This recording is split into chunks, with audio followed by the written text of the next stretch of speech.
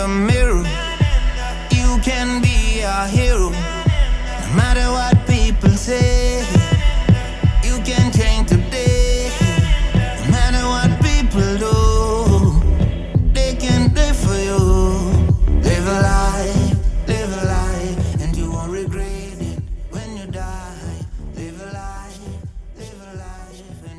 todas las grabaciones para esta semana. Realmente me complace mucho estar con ustedes, hablando con ustedes respecto a este tema. Normalmente cuando vamos a Silicon Valley, de países tales como Colombia, nos damos cuenta de que estamos muy atrasados, muy atrasados.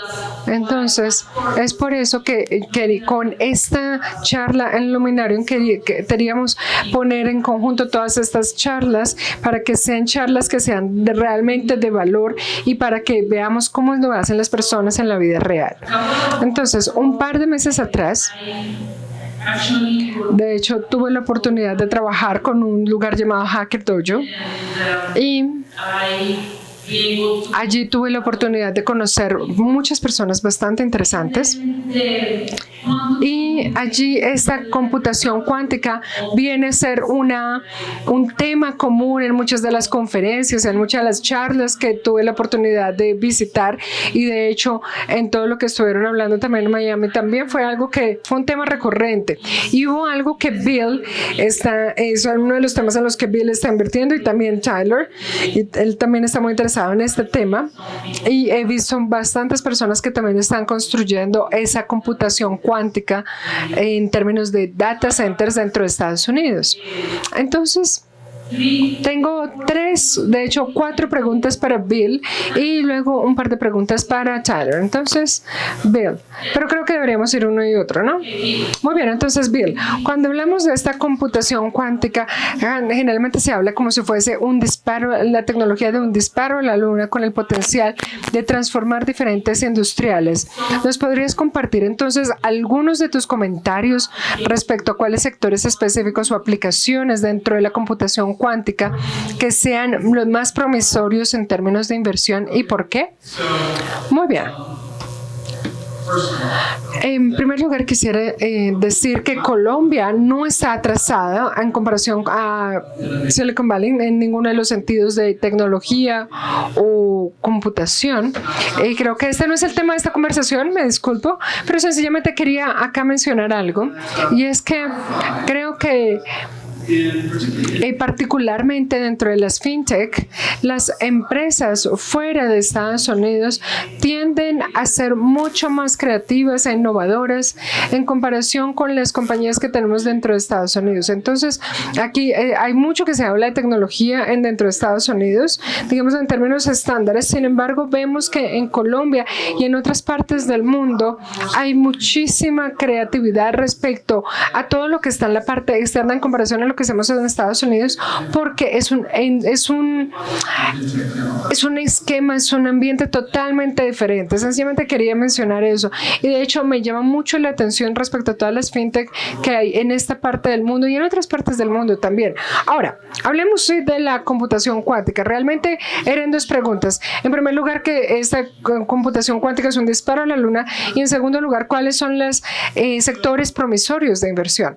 Entonces, parte del contexto dentro de nuestra inversión cuando hablamos de esta computación cuántica es que, por ejemplo, Pegasus, como lo mencionaba hace un par de horas, es que nuestro objetivo principal es llegar a trabajar con socios multinacionales para encontrar esos potenciales de manera que trabajemos de manera estratégica con ellos. Entonces, nuestros socios corporativos son algunas multinacionales, y en este punto te voy a decir que dentro de muchos sectores del negocio, de la fabricación y también de la tecnología, hay un interés respecto a cómo esta computación cuántica va a funcionar en conjunto con lo que tenemos. Y lo otro que tenemos es que allá hay una diferencia en términos de los modelos actuales con los modelos tradicionales de venture.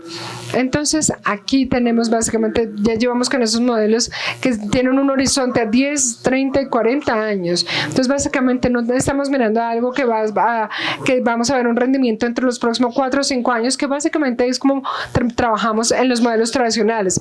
Entonces, en estos emprendimientos de capital de venture, generalmente tienen un rendimiento, digámoslo así, a corto plazo, pero con eso estamos pensando que va a tener un rendimiento a mucho más tiempo, 20, 30 años. Y acá estamos pensando con las diferentes empresas en donde vamos a tener un ciclo de vida de 20, 25, 30 años. Entonces, en ese sentido, la computación cuántica tiene una diferencia en términos de la infraestructura, en términos de nuestra estrategia para los próximos 20 años, no solamente los 5 primeros años. Entonces, eso es un marco en términos de los tiempos que tenemos cuando hablamos de que es un disparo a la luna. Pero adicionalmente hemos hecho algunas inversiones en algunos emprendimientos. De hecho, hemos hecho más o menos en 34 emprendimientos a nivel mundial y tenemos inversiones de lo que se considera en términos de arquitectura de computación cuántica y cómo trabajamos allí, cómo se puede trabajar con una máquina refrigerada que utiliza unas lógicas muy específicas respecto a los cubos con los que se trabaja. Entonces aquí tenemos una compañía que se llama Rigetti, que fue fundada por un programador, y vio una mejor manera para poder diseñar esta computación cuántica dentro de estos cubos. Entonces hicimos otra inversión dentro de una empresa de software de computación cuántica que se desarrolló, que trabaja allí con ciertos algoritmos para esa computación cuántica, y lo que están haciendo allí es que están buscando oportunidades para poder desarrollar software que va a ser lo que ellos llaman inspiradas en el quantum o cuánticamente inspiradas, y básicamente va a ser una temporada de mediación para esa computación cuántica, donde estos computadores cuánticos no son lo suficientemente robustos y sin embargo todavía se pueden obtener algunos resultados de ellos. Si me tienen a interrumpir, por favor, no duden en hacerlo. Y luego hicimos una tercera inversión en una empresa que está utilizando fotones para poder para poder computar estos chips cuánticos dentro de estos computadores cuánticos. Se llama Xanadu, que están en Canadá y están utilizando computadores fotónicos. Entonces, es extraordinario, esta es tecnología extraordinaria. Vamos a ver cómo resulta todo, pero sabemos que allí van trabajando con esta tecnología fotónica, que eso va a ser un camino mucho más rápido en comparación con estos cubos súper refrigerados. Y hay otra inversión que hicimos en Adam Computing, que queda entre Berkeley y Colorado, donde tenemos allí 4 actores importantes dentro de esta competencia de lo que se llama el átomo neutral, dentro de lo que tenemos acá. Y lo que ellos hacen es que aquí básicamente van a hacer que flote este Adams dentro de un espacio al vacío, controlando únicamente la velocidad de la luz, y van a crear estas matrices cúbicas que esperan que puedan trabajar a nivel computacional. Entonces esto es algo que básicamente la semana pasada llegaron a un logro importantísimo para poder construir más de 1000 cubos acá. Entonces básicamente es como vienen trabajando y pueden llegar a trabajar con esta cantidad impresionante, y están trabajando con estos cubos o estos qubits que tenemos acá.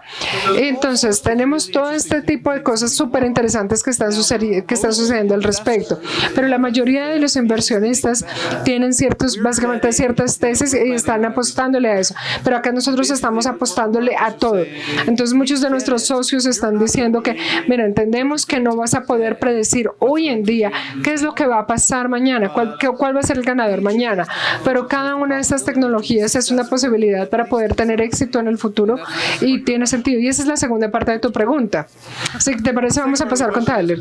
Pero bueno, la segunda pregunta es ¿de dónde vemos las aplicaciones prácticas de esto?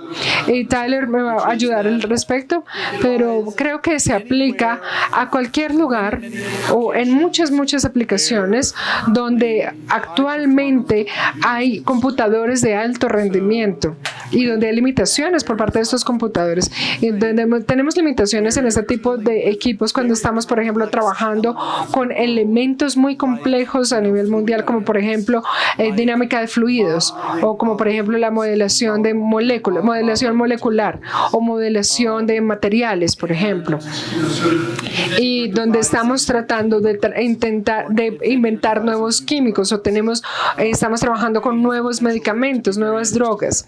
Entonces hay muchas personas que hablan del potencial para esta computación cuántica, por ejemplo, para trabajar con la encriptación, pero creo que esa es una aplicación, pero creo que es un tema que es totalmente aparte, y creo que Tyler va a hablar un poquito más de eso. Pero también hay muchos más modelos de Machine Learning por parte de esta computación cuántica. Entonces vamos a ver que muchos dominios, uno de ellos es básicamente lo que vemos a nivel nacional con los laboratorios. Por ejemplo, vamos a ver cómo en Estados Unidos lo que se ha hecho para poder modelar y proteger nuestros centros nucleares, y allí lo que hacemos es vamos a simular bombas de hidrógeno, y allí vamos a simular el rendimiento o el desempeño de estas armas nucleares, porque obviamente no queremos explotarlas de nuevo. Entonces no queremos llegar a que se tenga que explotar una bomba atómica o bombas de hidrógeno. Entonces básicamente ya estamos utilizando la matemática para poder simular estas armas y el desempeño de estas armas. Entonces básicamente allí lo que estamos haciendo es simular el desempeño de jets y de muchas otras cosas, que básicamente vamos a utilizar la matemática para poder medir el desempeño de los carros de carreras, por ejemplo. Entonces aquí con computación, por ejemplo, de dinámica de fluidos también lo vamos a hacer, que puede ser mucho más preciso para poder utilizar en este sentido la computación cuántica. Entonces básicamente, si esto se llegara a utilizar, vamos a ver diferentes tipos de áreas de aplicación que básicamente se van a ir incorporando a medida que la computación cuántica se convierta en algo mucho más robusto. Entonces, en últimas, esperamos que, de hecho, hemos hablado de este concepto de la supremacía cuántica. Entonces, la idea acá de la supremacía cuántica es que el tiempo en el futuro, cuando la computación cuántica, los computadores cuánticos tengan básicamente que siempre básicamente vayan a estar por encima de los computadores tradicionales. Esto puede ser más o menos 15 o 20 años, pero creo que esto aplicaría muchísimas otras aplicaciones o muchísimas otras áreas de aplicación. Y esto le hablamos de una ventaja cuántica. Y esas ventajas cuánticas son las cosas y los problemas que se pueden solucionar utilizando esta calidad etérea de los computadores cuánticos, y allí vamos a trabajar con ciertos algoritmos con la ventaja en comparación con los computadores tradicionales. Entonces aquí vemos algunas áreas de trabajo que pareciera que se pueden ver básicamente con una ventaja cuántica en un par de años únicamente. Entonces eso es lo que estamos viendo hasta el momento, es lo que predecimos hasta el momento. Espero que haya sido bastante claro al respecto. No te preocupes, de verdad que me emociona mucho, este tema me emociona mucho. Entonces, esta computación cuántica está o depende de la mecánica cuántica, entonces que es algo muy abstracto. ¿Nos podrías explicar un poco, en términos muy sencillos, cómo la computación cuántica se diferencia de la computación tradicional y en los fundamentos, el fundamento de los fenómenos cuánticos? Sí, claro que sí, me encantaría hacerlo. Entonces, si hablamos de computadores clásicos, estamos hablando de estados discretos, de básicamente el uso en que funcionan los electrones, ¿no? Entonces, aquí estamos viendo la diferencia si hacemos básicamente, si nos devolvemos a la física tradicional, básicamente aquí estamos hablando entonces básicamente tenemos unos voltajes específicos dentro de las células, pero esto es binario, está o encendido o está apagado. Entonces, aquí podemos ver cómo funciona. Entonces, vemos unas aplicaciones cuánticas. Entonces, lo que se está midiendo acá no es básicamente es mucho más amplio. Podemos medir mucho más el comportamiento de los electrones porque sabemos que hay muchas más cosas que se pueden ver allí. Vamos a poder ver cuál es la rotación de los electrones y cómo funcionan. Esto es muy específico básicamente de la caja del refrigerador. Voy a sacar por el momento los fotones fuera de esta ecuación. Pero acá es importante tener en cuenta estos conceptos porque acá hay unos algoritmos bastante interesantes que podemos evaluar para poder ofrecer diferentes soluciones si estamos utilizando estas propiedades. Y también cómo se viene manejando, cómo se maneja con estas fuerzas específicas, por ejemplo, para poder leer esta parte encriptada de algunos algoritmos y poder utilizar esta tecnología donde se podría hacer diferentes procesos de manera simultánea para poder llegar a la solución en términos mucho más rápido o al menos de manera teórica. Muchísimas gracias.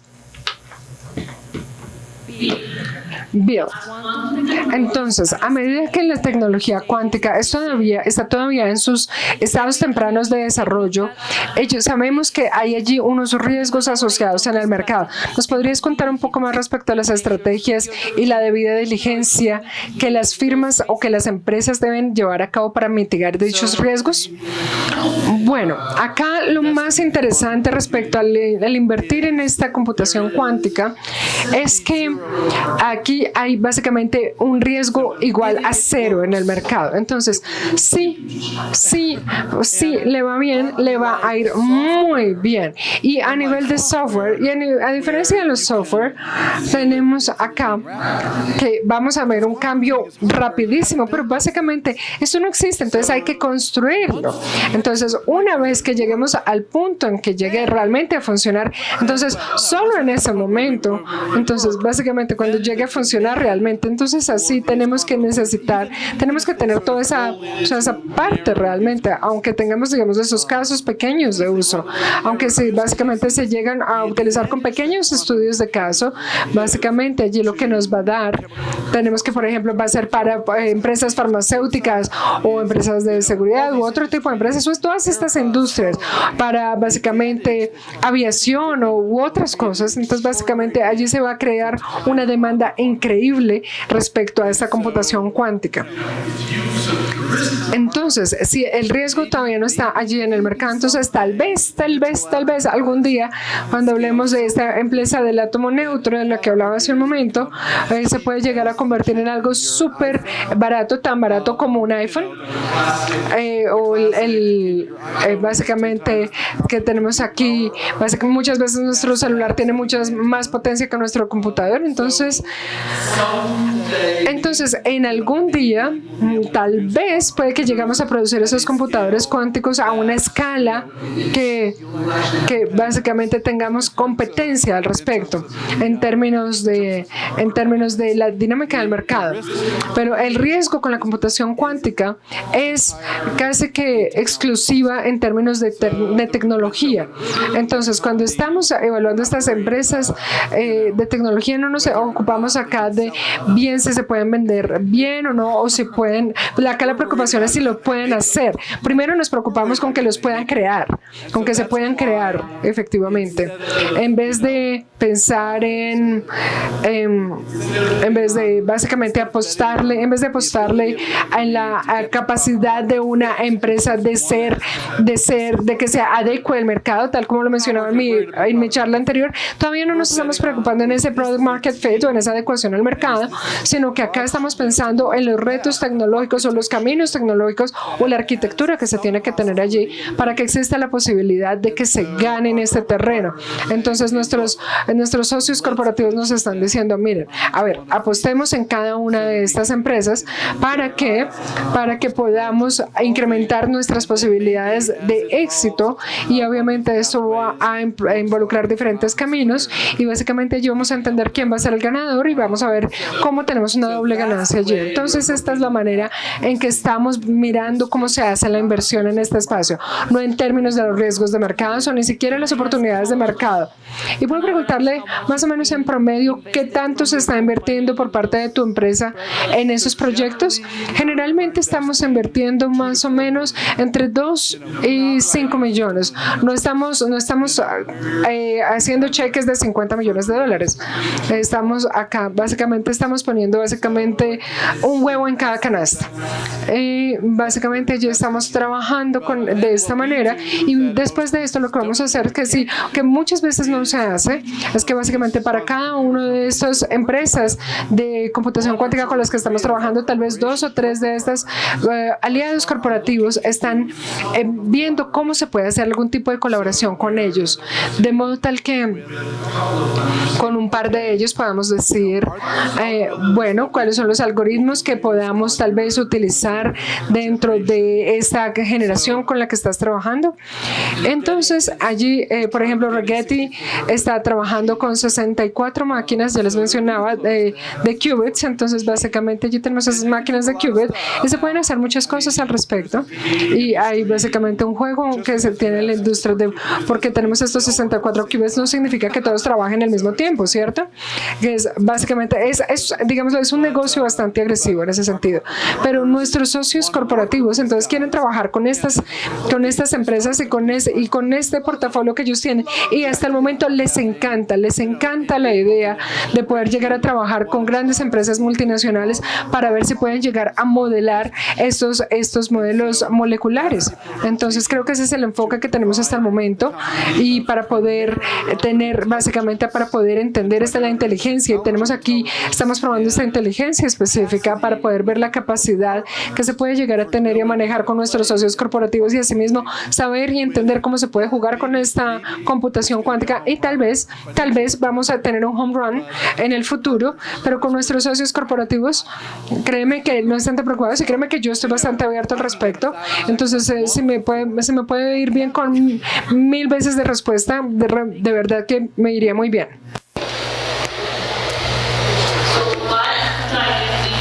Tyler, ¿qué es lo que crees que son los avances del desarrollo de hardware cuántico en el progreso de la industria? Bueno, hay muchos avances que se han hecho en el campo cuántico, y muchos de ellos no soy experto en ellos, entonces voy a hablar de los que no estoy familiarizado, y los conceptos fundamentales que tengo en esto son nuestro amigo Schrödinger y su gato. El concepto acerca de los estados cuánticos, donde la idea de mirar una máquina donde ejecutamos algo cambia completamente el resultado mismo. Entonces, esta tecnología es lo que es apalancado en el contexto de defensa. Mis amigos de Boeing lo han hecho, por ejemplo, que quieren tener la capacidad de tener información probable o aseguramiento de que un mensaje sea entregado y no sea modificado ni sea interceptado de ningún modo, porque tenemos a alguien que escucha esta línea cuando la estamos transmitiendo. Esto cambia los resultados de los mensajes, entonces se protege a sí mismo mientras está trabajando. Unas tecnologías específicas que permiten esto son los refrigeradores diferentes. Pero una de las aplicaciones interesantes que me gustaría mencionar también es el uso de atrapamientos cuánticos, que evita ciertas restricciones en el manejo de información. Por ejemplo, tomo 2 electrones, usualmente, el atrapamiento cuántico los separa, y si modificamos el estado de uno de los electrones, el otro está modificándose instantáneamente. Y hasta podemos decirlo, eso tiene lugar más rápido que la velocidad de la luz. Y la idea acá es, junto con los aseguramientos que recibimos del gato de Schrödinger, hacen unos sistemas muy interesantes. Pero los expertos con los que he hablado en el campo dicen que son equivalentes a los que tenemos en las fusiones. Hay muchos experimentos que están realizando, y lo que están haciendo es tratar de descifrar cómo hacemos que esto es repetible y escalable a medida que entramos en los negocios. Puedo hacer un comentario adicional si ustedes saben lo que pasa, porque parece que ustedes saben en las comunicaciones cuánticas. Entonces, uno de los temas principales que tenemos acá es dónde estamos nosotros, los chicos buenos. No somos adversarios comparados de dónde está China. Y el motivo por el que estamos haciendo algunas cosas, los chinos están haciendo algunas cosas, los chinos están trabajando en algunos de estos, han hecho algunas comunicaciones cuánticas, un trabajo cuántico y han hecho trabajos en satélites. Satélites cuánticos en el espacio. Hablamos de gasto en el aeroespacio. China ha mandado satélites cuánticos y este dinero está abierto. Bien, entonces pueden hablar con los satélites utilizando estas encriptaciones cuánticas. Entonces, no hemos tenido la posibilidad de hacer esto aún. Entonces, ahora bien, yo espero que alguien en el fondo del DMS sea una persona que tenga la capacidad de hacer esto, pero el cual no sabemos todavía, no lo sé, pero es interesante ver que en algunos aspectos cuánticos parece que los chinos están adelante de nosotros. Y esto es muy interesante también. Pero no hay una forma en la que nosotros lo sepamos, porque mirando los resultados que tenemos, esto cambia.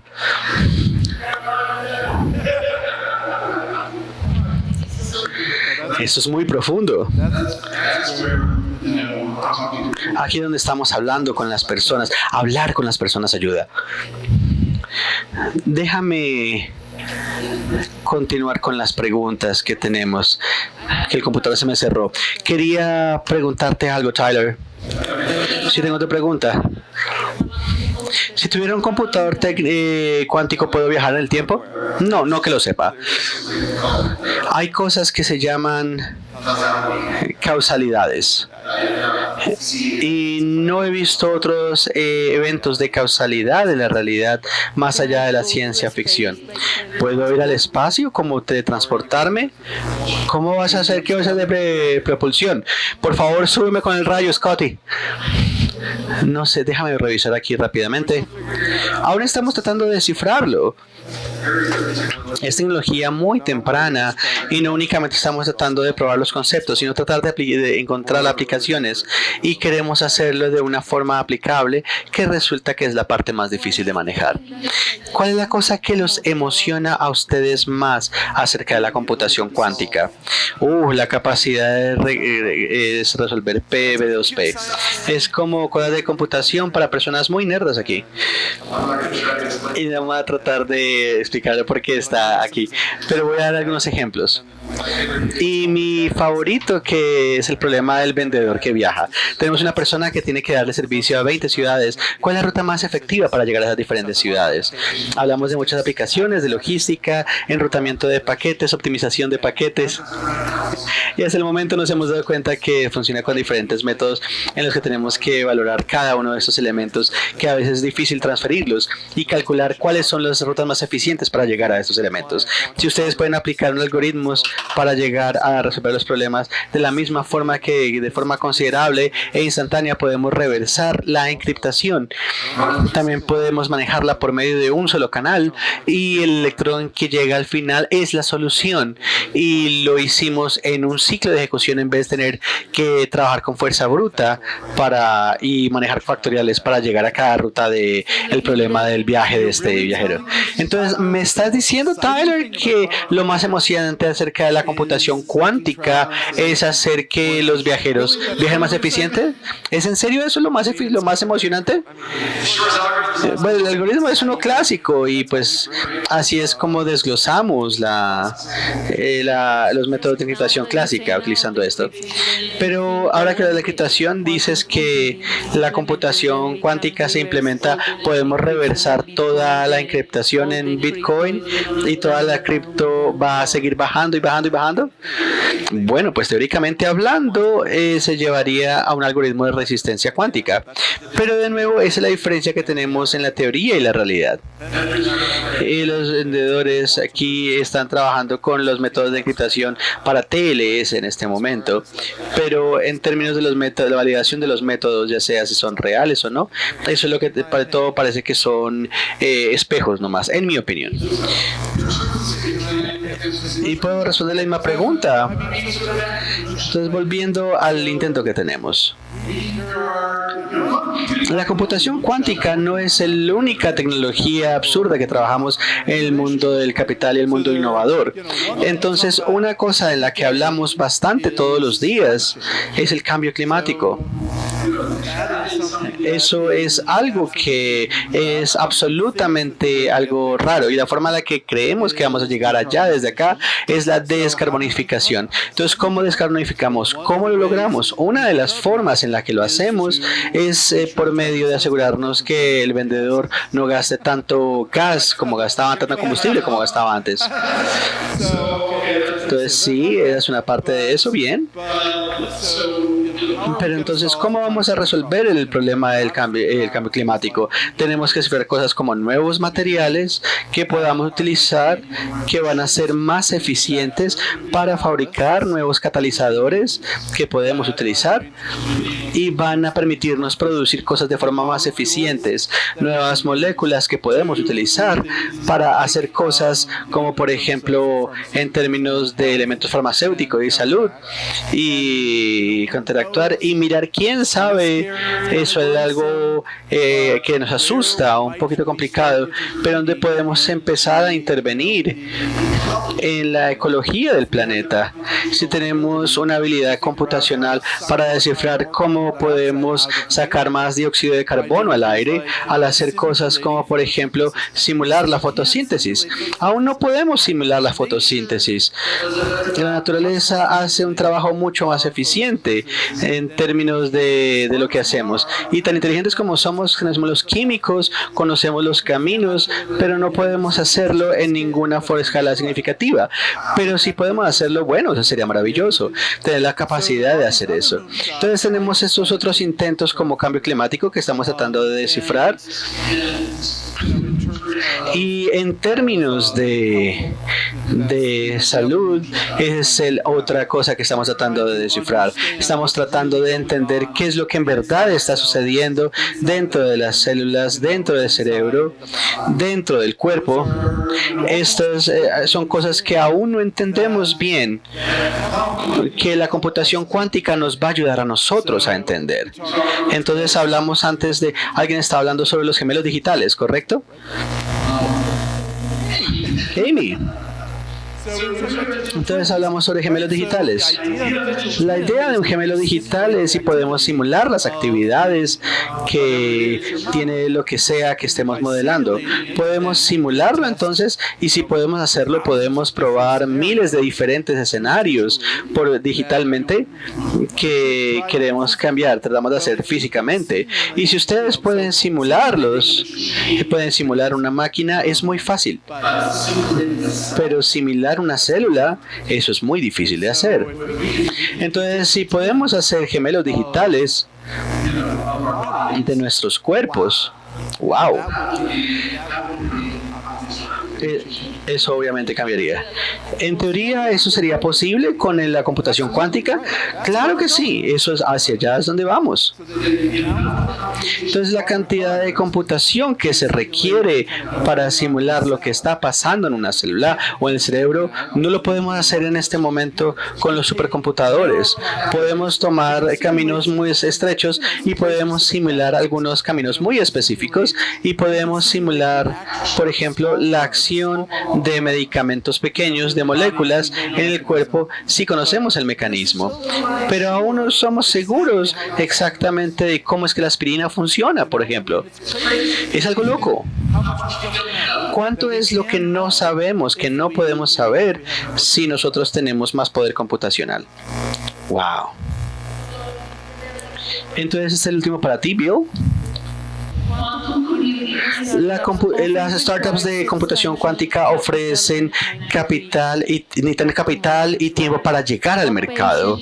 ¿Qué tan paciente tiene que ser tu firma en este enfoque? Bueno, digamos que yo me salté esta. La ventaja que tenemos nosotros es que las RLPs, nuestros patrocinadores, son corporaciones que tienen 10, 20 o 30 años en la perspectiva.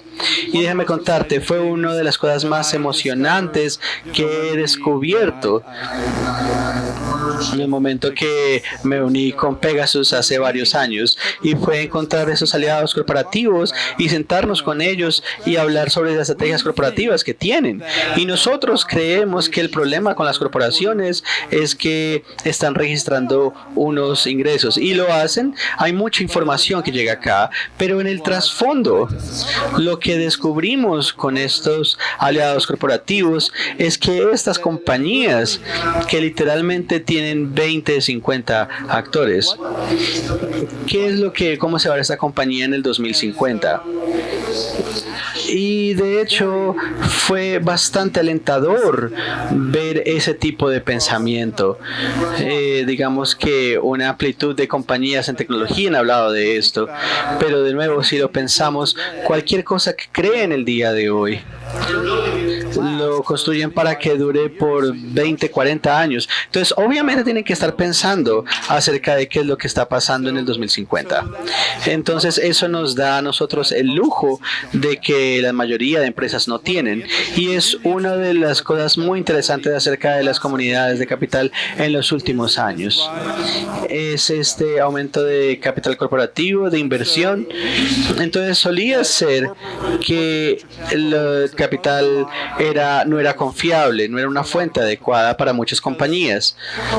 Porque las corporaciones, por ejemplo, dicen, debemos mirar esta simulación y vemos unas cuantas personas de la parte corporativa acá y tenemos algo de dinero y vamos e invertimos en cosas que son estratégicas, pero cuando el mercado cambió y la junta miró que sobre lo que teníamos, en lo que estábamos gastando dinero y donde teníamos ingresos, el capitalismo tenía un horizonte a largo plazo.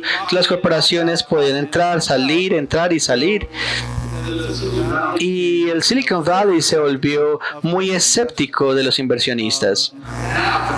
Ahora lo que pasa en este ciclo, que es muy interesante, es que cada vez tenemos más y más corporaciones alrededor del mundo que entienden que sus negocios hoy en día pueden ser perturbados por startups.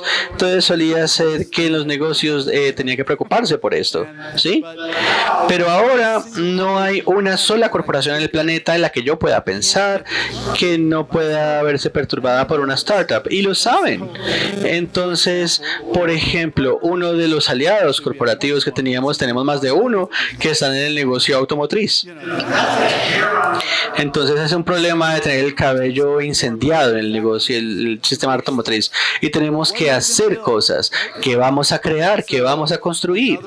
Entonces otro de nuestros aliados corporativos está en el negocio químico, otro está, y ahí estamos pensando, wow, ¿cómo hacemos químicos si no estamos acostumbrados, si no podemos utilizar petróleo más?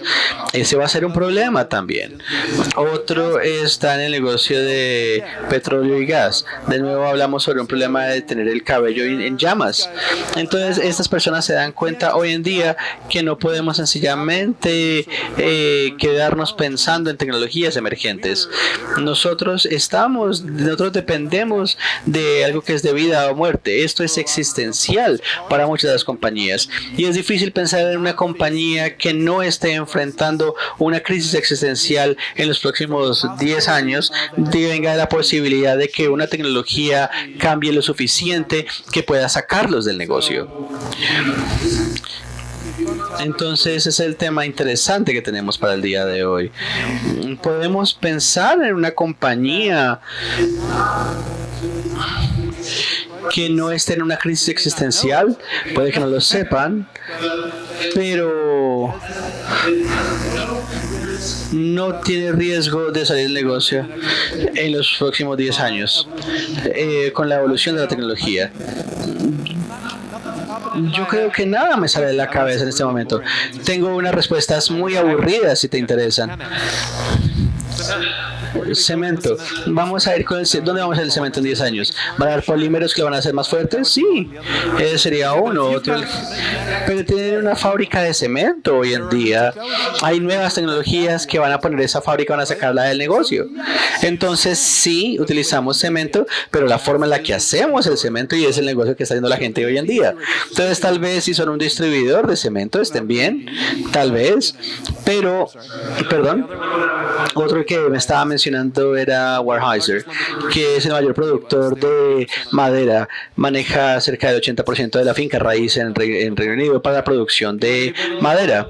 Podemos producir en 10 años, por ejemplo. Y la forma en la que hacemos negocios, miramos por ejemplo el papel. Ese negocio se está desapareciendo porque el papel poluciona, es un problema, y lo que solemos pensar es que íbamos a dejar de tener papel. Sin embargo, encontré esto que es muy interesante, este hecho de que nosotros llegamos a los límites de papel. Llegamos a los límites hace varios años en lo que gastábamos de papel. Ya no gastamos más papel. Entonces eso es bueno. Sí, pero aún probablemente vamos a seguir utilizando madera, pero ¿cómo vamos a hacer que esa madera crezca? ¿Cómo utilizarla? Y en muchos casos vamos a buscar alternativas a esa madera. Vamos a mirar de forma tal que haya muchas compañías ahí que tomen desperdicio orgánico y digan: no corten los árboles, tomen la basura orgánica y fórmenla en material de construcción. ¿Sí? Entonces, no sé si Hauser quiere vender sus propiedades o qué quieren hacer con ella. Gracias. Entonces, la última, Tyler, para ti. No sé si lo dijiste, pero esto llega un poco con lo que hablamos de ciberseguridad. Entonces, la computación cuántica a veces se asocia con la criptografía y el potencial de romper los métodos de encriptación actuales. ¿Qué tan preocupados deberíamos estar acerca de la computación cuántica y sus implicaciones para la ciberseguridad? ¿Y qué pasos se están tomando para abordar esas preocupaciones? Yo voy a decir algo que potencialmente va a ser controversial para muchos de ustedes, y en este momento diría que no deben estar preocupados. Hablamos de criptografía, algoritmos que salen en el mercado. Por ejemplo, cuando hablamos del espacio abierto, lo que tenemos acceso, estamos mirando que a qué accedemos y los lugares en los que estamos. Parece que es una solución para el problema que tenemos. Estamos tan temprano en el proceso tecnológico que hay riesgos. Creo que los riesgos se están utilizando para crear atracción, para tratar de cerrar ventas. Eso es lo que llamamos FOI, miedo de la incertidumbre, y tratamos de aumentar el gasto, pero de hecho, en términos de los casos de uso, no sé. Lo que estamos tratando de hacer es demostrar la factorización, utilizar métodos cuánticos, números hasta 27, que tenemos que tener muchos más para tener números más altos si nos queremos preocupar por algoritmos de encriptación que utilizamos, que están basados en multiplicar números primos a números altos. Estos números se arreglan rápidamente con fuerza bruta y no van a tomar mucho tiempo para completarse. De nuevo, esa es mi opinión, tal vez sea controversial y me he equivocado antes, pero pues no sé, esperemos a ver qué pasa. Muchas gracias. ¿Algo más que ustedes quieran agregar a nuestra conversación? Y si ustedes tienen preguntas, por favor levanten la mano. Sí, yo quería saber qué es lo que piensan ustedes, chicos, de acerca de el moonshot, cómo va a cambiar la computación. ¿Alguien tiene preguntas o comentarios o perspectivas al respecto? Sí, estoy aquí, trae algo de destrucción creativa. Amy primero. Me imaginé que era lo suficientemente duro, pero estaban hablando acerca de ESG y eso que es algo completamente novedoso. Yo no creo que sea algo novedoso, creo que es una necesidad, y creo que esto es que no hay que llegar a la luna. ¿A eso es que te refieres? Es aspiracional, creo yo, pero tenemos que resolver esto. Tal vez sea únicamente cuestión de semántica, pero el aspecto del lanzamiento es que va a tomar mucho tiempo y va a costar mucho dinero. Significa que es algo que probablemente tome demasiado tiempo para funcionar, y yo creo que resolver los problemas climáticos va a tomar más tiempo y va a costar más que los problemas de computación que tenemos. Y en ese tiempo espero que podamos resolver ese problema. Espero que podamos resolver eso en ese momento. Y en un punto relacionado es que el capitalismo está invirtiendo en esto, en la tecnología climática, y ese tipo de inversiones. Yo creo que estos chicos están creando estas máquinas para sacar dióxido de carbono del aire. Pareciera que algo raro, pero probablemente en el 2017 de alguna forma tengamos un catalizador que sea lo suficientemente eficiente para que sea razonable utilizarlo. Es como lo que va a impactar más la inversión. Eso entra en esto. Podemos ver, por ejemplo, otras áreas que pueden calificar como inversiones, impacto en ellas. Y por ejemplo, los modelos BC tradicionales no aplican necesariamente. Es verdaderamente altruista. El modelo de capitalismo que tenemos en la tecnología climática, por ejemplo, busca encontrar compañías que tengan tecnología de vanguardia, que tengan la capacidad de crear un plan piloto que pruebe que ellos pueden ser comercialmente viables. Y te dices que vamos a mirar las diferentes tecnologías y ponemos como cientos de millones en ellas, algo loco, y tomamos 3, 4, 5 años para crear algo que tenga cualquier nivel de dimensionalidad. Pero otra cosa que tenemos es que después de 3, 4, 5 años, si prueban que es algo dimensionable, la gente podemos salirnos de eso. Porque ahí podemos llevar el trabajo público, podemos mirar la parte de financiación, etcétera, etcétera. Entonces la tesis que tenemos acerca de la parte climática es: si ustedes muestran que tienen una tecnología de vanguardia, ustedes pueden adoptarla y utilizarla. Entonces es algo muy similar. Y lo mismo que pasa con los medicamentos. Tenemos, por ejemplo, la cura para el cáncer, que toma para probar que ustedes tienen una cura para el cáncer que sea viable. Entonces toma años y años de pruebas clínicas y hay mucho dinero que gastar acá, pero la tesis es que en algún momento en las pruebas clínicas tenemos suficientes pruebas de que la farma va a llegar y les va a ayudar, o que probablemente va a volverlo público. Y yo creo que en la parte cuántica también nosotros estamos pensando que es posible que cualquiera de las compañías sea comprada. Antes, por ejemplo, teníamos como unos propósitos generales en la computación cuántica. Y estamos bien con eso también. ¿Alguna otra pregunta? Si al inicio de nuestra charla, una de las preguntas que teníamos era cuáles eran los riesgos de la computación cuántica, y yo creo que dijiste algo acerca de que no hay riesgos.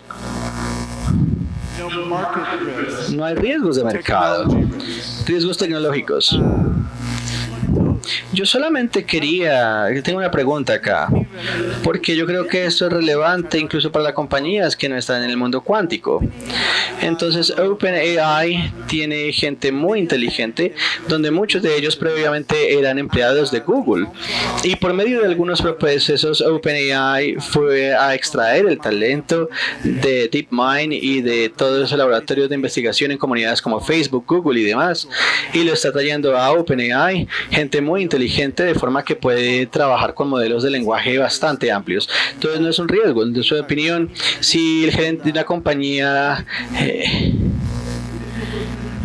vamos de dos riesgos diferentes. El número uno no es un riesgo si un gerente trabaja inmediatamente, alguien con más dinero viene y dice: me gusta este empleado y voy a presionarlo de forma que, por ejemplo, le puedo dar un premio por talento a las personas que entienden relativamente lo que hacen, y cómo es que nosotros podemos prevenir que las personas se tomen personas de nuestras compañías, porque tal vez los contratos no sean suficientes para evitar la extracción de talento. La segunda pregunta aquí que tendríamos, quiero entrar acá. Si ustedes tienen problemas reteniendo a sus empleados, suena como ustedes tienen que crear un mejor paquete para retener ese talento. Es como una característica, como nosotros apoyamos eso. Una de las cosas es que los riesgos legales es que ustedes traen tecnología propietaria de sus empleados anteriores. Ustedes pueden tener el conocimiento, pero no pueden robarse ese código, no pueden robar ese sistema. Tienen que crear sistemas nuevos que implementen el mismo tipo de requerimientos. Pero es conocimiento dentro de los ingenieros que hace que las máquinas funcionen. Entonces la pregunta es, ¿cómo podemos prevenir que otras personas, como alguna vez tenemos un trabajo en las compañías cuánticas, cómo evitamos, cómo hacemos que las personas alrededor se mantengan ahí, pero que no al inicio de nuestro conocimiento, digamos, tengamos otras personas y que se desplieguen en muchas otras compañías? Entonces había otro riesgo que se olvidé en este momento. Pero esta cosa me preocupa bastante, incluso por mi conocimiento mismo. Y está funcionando porque está invirtiendo dinero y está llevándose los empleados. Entonces, ¿cómo hacemos que los se mantengan felices? Tenemos un cronograma. Por ejemplo, tenemos la participación en un porcentaje de esto del año. Y cuando estás ganándote $10 millones, ¿por qué vas a otros lugares? Estás creando tu producto, tienes la inversión, estás logrando un año, cumples esto y el siguiente año tienes tus otros elementos y vas y es serie A, serie B, serie C. ¿Por qué vas al producto que creaste y tienes inversiones en otras cosas? Es más como problemas personales que otra cosa. Las soluciones pruebas. Otro punto es que ninguna de esas compañías cuánticas va a depender de una sola persona. Entonces hay tantos conjuntos de habilidades diferentes que son tan complicados entre sí en términos de láseres, de electrónica, de ciencias materiales, de criogénicas, y luego tenemos todo el software, el algoritmo como tal, y luego tenemos el sistema de control. Entonces todos estos dominios son inteligencias separadas. Entonces ustedes pueden tal vez robarse una corrección, o tal vez una de las cosas grandes que tenemos en computación cuántica es la corrección de errores. Entonces tal vez hay 20 personas en el planeta que son demasiado buenas en esto, y ustedes quieren tener una de estas 20 personas, y si no tienen una de estas 20 personas, ustedes tienen que robarle a alguien más, y entonces de ahí resuelven ustedes el 3% del problema como compañía de computación cuántica. Y si ustedes pueden robarle a alguien y tener una corrección al comprarlos, bueno, esa es la vida. Pero de nuevo, en algún punto ustedes tienen que tener un capital, tienen que tener restricciones de capital en términos de cuántas personas pueden robarse para tener el equipo, para poder crear efectivamente un computador cuántico que tome dinero adicional.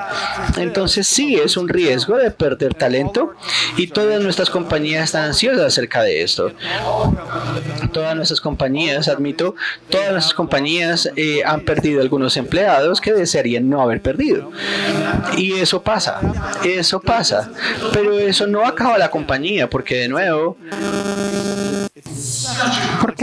es un problema súper complejo y hay muchísimas habilidades que se requieren allí. Y de nuevo, hay otras personas dentro del planeta, no tantos, eso es cierto, pero hay muchas personas que pueden ayudar ahí. Bueno, pues sí, pero la segunda pregunta tiene que ver con los marcos de IBM. Entonces, si las personas que saben cómo escribir códigos para estas máquinas, entonces no entrenaron a las siguientes generaciones, sino que más bien se quedaron con esos secretos para ellos y no compartieron ese conocimiento. Entonces, si tenemos básicamente 1000 personas que pueden codificar, entonces podemos tener 3 personas que pueden hacer la codificación para esos marcos grandes y para esos marcos de sistema, esos que están básicamente en los bancos, básicamente, que son muy importantes para el resto del sistema. Entonces, en este mundo, nadie comparte el conocimiento, nadie comparte nada, y como resultado de eso, entonces básicamente no tienen una base de datos abierta, de código abierto, y esto significa que el idioma general no tiene la capacidad de crear más código que, digamos, lo que por ejemplo ChatGPT no funciona para estos idiomas. Entonces no cree que sea un riesgo porque dada la tecnología, porque esta tecnología es súper promisoria y se tiene mucha esperanza con esta tecnología. No cree que se pueda desincentivar a las personas dentro de estas compañías para compartir esta información con el resto de las personas, y esta falta de conocimiento básicamente va a ralentizar el poder de este tipo de avances tecnológicos. Entonces mi pregunta es, ¿cómo se puede gestionar este riesgo de estas personas?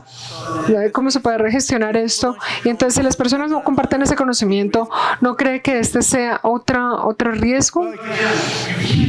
Bueno, de nuevo, no se puede construir al respecto si no se tiene un equipo que trabaje allí en términos de cómo se conecta esto con esto y cómo se puede trabajar de diferentes maneras. Entonces, básicamente, allí tenemos que construir ese conocimiento de manera interna, y créeme que hay suficiente investigación académica que se está dando en este momento, pero en vez de, digámoslo, de darle un empuje a todos estos dominios, básicamente tenemos, digámoslo así, sangre fresca, porque si sabemos que nadie está enseñando cómo hacer la reprogramación del IBM 360, ¿cierto?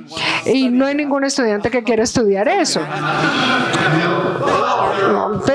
Pero sí hay muchos estudiantes que quieren, digamos, estar en lo más último, lo reciente de la tecnología que se tiene hoy en día. Entonces, tenemos que, básicamente los tenemos aprendiendo la teoría básica y todos los elementos que se tienen allí, y luego, entonces, van a ver qué es lo que se necesita hacer efectivamente. Entonces, básicamente tenemos que ver qué es lo que está sucediendo o cómo se está combinando todo esto en las universidades. Entonces, creo que esta es una dinámica positiva en términos de lo que está sucediendo en cuanto a la cuántica.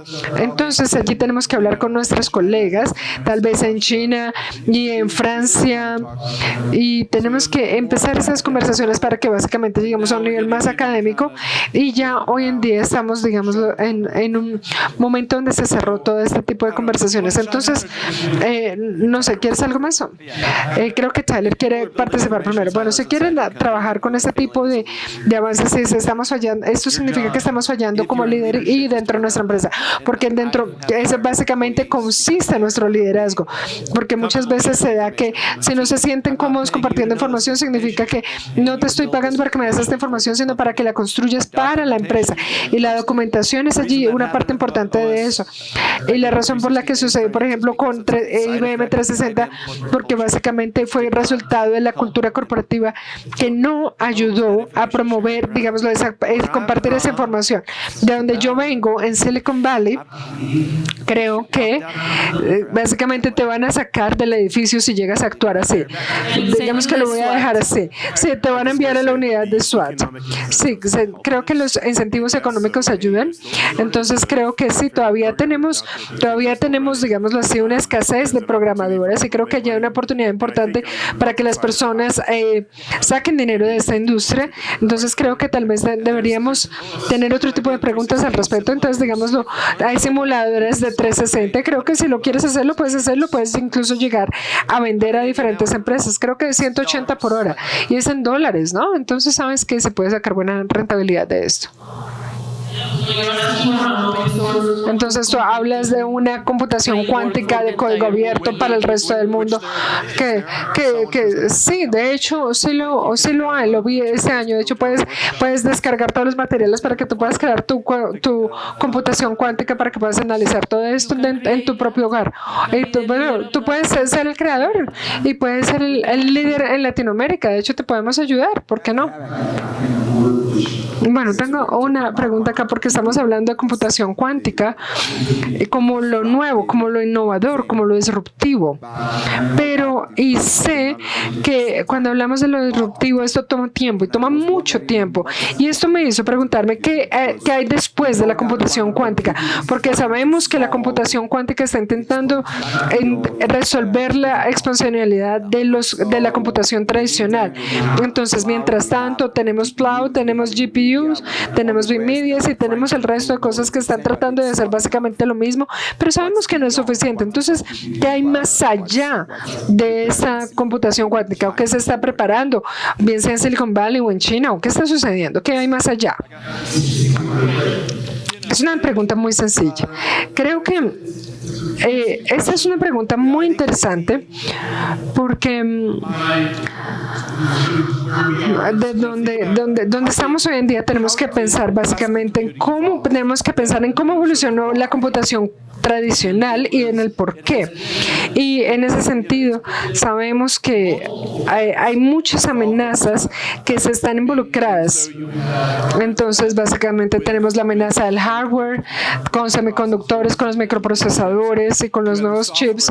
Tenemos también la amenaza del software, donde tenemos nuevos sistemas operativos y tenemos estos paralelismos y estos multicódigos y todo lo que se haya involucrado. Entonces tenemos que pensar también en las capas de aplicación y las capas de extracción y cómo se van a conectar. Entonces básicamente tenemos allí lo que llamamos la computación clásica, ¿no? Entonces allí tenemos probablemente más o menos estas normas de 100 años y con la computación cuántica esto va a ser, digámoslo así, por llamarlo así, la evolución de todas estas diferentes evoluciones, donde en cierto punto creo que tal vez mis tataranietos, no sé, no estoy seguro, pueden llegar a tener computación cuántica en sus teléfonos, pero obviamente la pregunta sería ¿por qué vamos a seguir utilizando un iPhone 360 para ese momento, ¿no? Pero creo que acá, para ser sincero, creo que me tendría que volver a mis chicos de computación cuántica y preguntarles si hay algo más allá de la computación cuántica. Y creo que en ese sentido, y hasta donde entiendo, creo que estaría la generación 1 de computación cuántica va a ser primordialmente enfocada en, digámoslo, el superposicionamiento específico de los qubits y no tanto de la parte de entanglement, pero creo que allí estamos extendiendo este entanglement o esta complejidad de redes, básicamente cómo se viene trabajando, y esto es lo que vamos a llamar cuántico, pero creo que esto es una capa nueva una total capa nueva de lo que se tiene allí dentro de lo cuántico. Y específicamente con lo que he venido trabajando son con los fotónicos, porque básicamente hay computación fotónica que no están utilizando esta parte de tecnología cuántica. Y algo que me asusta un poco, porque estamos hablando aquí de la ciencia y aquí nos acercamos ya a la ciencia ficción de respecto a la computación biológica, que es lo más complejo, que conocemos a nivel universal, que básicamente lo tenemos allí. Entonces básicamente si podemos llegar a simular eso, si lo podemos cultivar, por decirlo así, y luego hacerlo crecer básicamente de manera concebible, básicamente esto podría ser bastante eficiente, pero de nuevo, eso estaría ya en la sección de la ciencia ficción y no sabría muy bien cómo escribirlo. Muchísimas gracias, realmente que esta charla fue increíble. Muchas gracias. Man in the mirror, you can be a hero, no matter